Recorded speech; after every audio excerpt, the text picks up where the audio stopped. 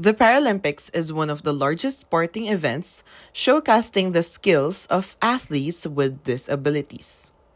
One of the biggest issues in the Paralympics is cheating. Some people fake their disability and some of them take drugs to enhance their performance. According to Bamford 2020, a team of Spanish basketball players fraudulently secured a gold medal at the Sydney 2000 Paralympics. 10 out of 12 players faked their intellectual disabilities. This impacts Kohlberg's post-conventional stage 5, especially when it harms those who play fairly. This is why Team Impartial launched the Paralympic Truth podcast.